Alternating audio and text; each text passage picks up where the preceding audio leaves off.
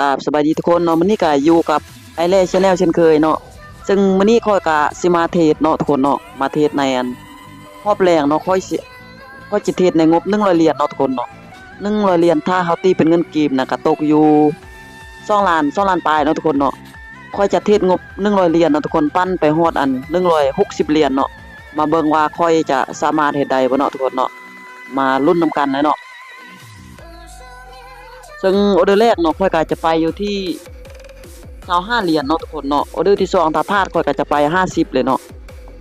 อันนี้ก็จะเป็นการเดินเงินของข้อยเนาะซึ่งแนะนำฮานาโบเนาะแนะนำฮานาโบข้อยซื้อลิ้นของข้อยก็ชื่อว่าพี่แลโน1เนาะทุกคนเนาะ AKA พี่แลโน1เนาะเดี๋ยวมื้อนี้ข้อยก็สิมาลองเทศในงบ100เหรียญเนาะทุกคนเนาะมาปั้นงบ100เหรียญไปฮอด160เหรียญภายในวินาทีนึงเนาะมาเบิ่งว่าค่อยจะสามารถเฮ็ดได้บ่เนาะถ้าได้หรือบ่ได้ค่อยก็จะเอาลงเนาะคลิปนี้ทุกคนเนาะโอเคเนาะซึ่งในการวิเคราะห์ของค่อยเนาะค่อยก็จะใส่แท่งเทียนเนาะในการวิเคราะห์แล้วก็บวกทางเมสซี่เนาะ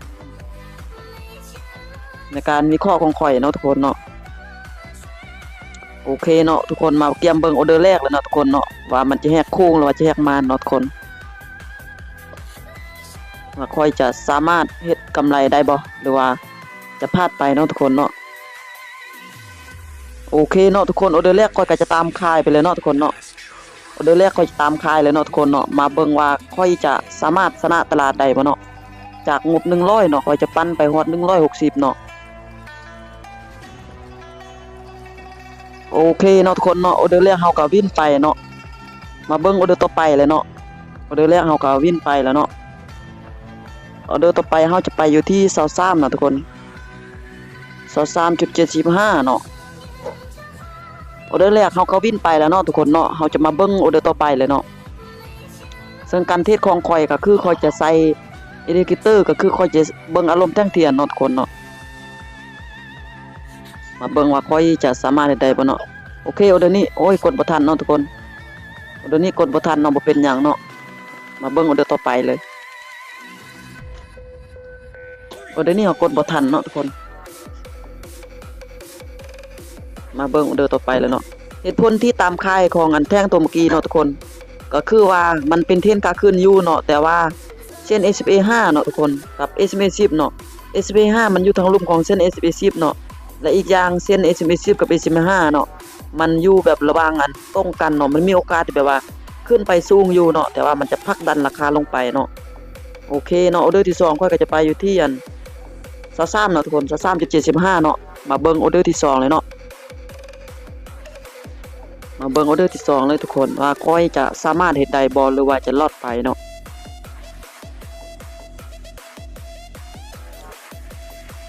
โอเคเนาะทุกคนเนาะออเดอร์ที่2ค่อยก็จะตามซื้อไปเลยเนาะทุกคนเนาะออเดอร์ที่2ค่อยจะตามซื้อไปเลยเนาะมาเบิ่งว่ามันจะปิดขายหรือว่าปิดเคี่ยวเฮาได้บ่เนาะทุกคนถ้าพลาดค่อยก็จะคูณเงินเลยเนาะเพราะว่าค่อยเอาตัวกำไรไปเนาะทุกคนออเดอร์นี้มาเบิ่งว่าจะสามารถปิดซื้อเฮาได้บ่เนาะทุกคนโอเคเนาะทุกคนขึ้นไปงามๆเลยเนาะออเดอร์นี้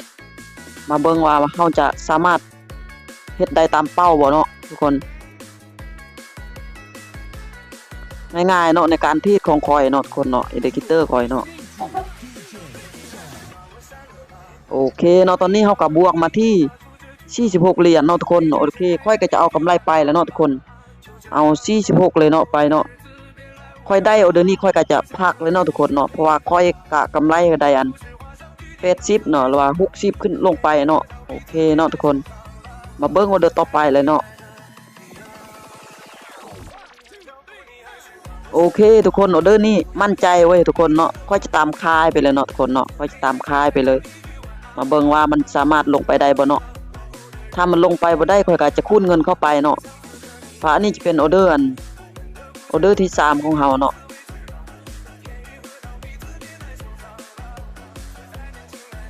ถ้าพลาดก็บ่เป็นหยังเนาะทุกคนเนาะ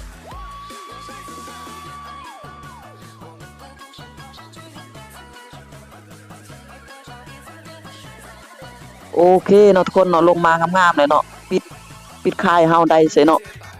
ค่อยก็ได้อยู่190เหรียญเนาะทุกคนเนาะซึ่งค่อยก็จะหยุดซำนี้เนาะการเทรดของค่อยเนาะตัวนี้ทุกคนเนาะก็ง่ายๆเลยเนาะที่เทรดค ขอบใจทุกคนเนาะที่เข้ามาติดตามเนาะฝากติดตามช่อง YouTube ข่อยเด้อนะครับทุกคนช่อง YouTube ข่อยชื่อว่าช่อง iLeh Channel เนาะทุกคนส่วน Facebook อ่ะพี่แลสายปาร์ตี้เนาะแนะนำพี่แลสายปาร์ตี้ส่วน TikTok อ่ะพี่แลโนหนึ่งเนาะทุกคนเนาะฝากไปซัพพอร์ตแล้วก็ไปติดตามกันได้เด้อทุกคนขอบใจ